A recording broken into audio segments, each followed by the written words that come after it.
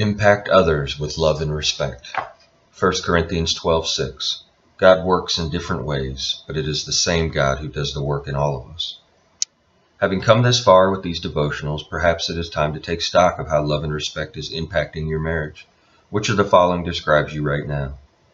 We struggle with the crazy cycle, but we're hanging in there. We are making progress, but we have a way to go. We don't have it all wired yet, but we are enthused. This stuff works. No matter how you rate your marriage at the moment, I want to challenge you to think about sharing what has impacted you so far.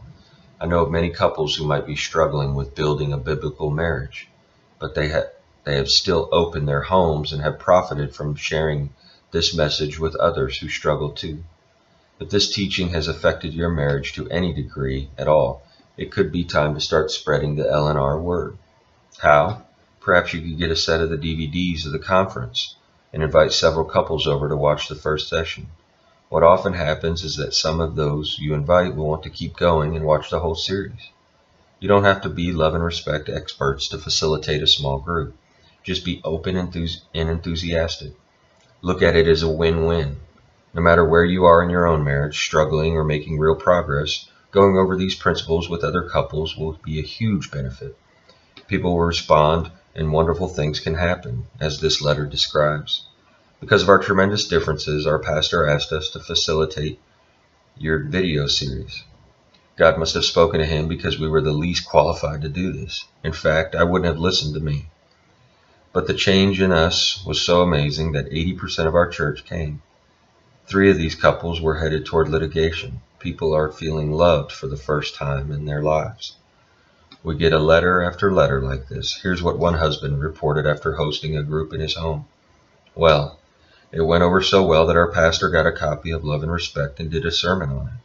He asked if my wife and I would be willing to be interviewed before the whole church in support of this program. We agreed and even had fun with it. Here's what has come out of it. We're being asked to facilitate this seminar on DVD for other small groups.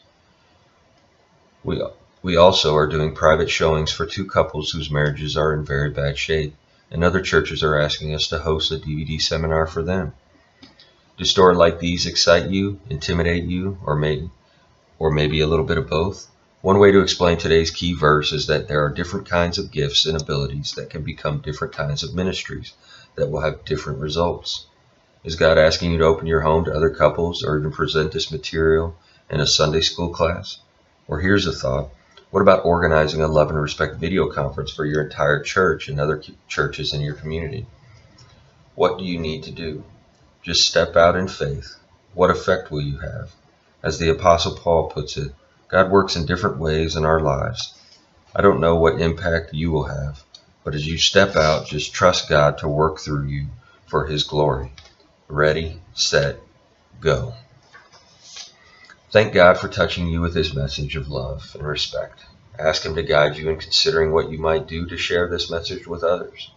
If you are already doing something with a group of some kind, ask Him to work His miracles in your midst.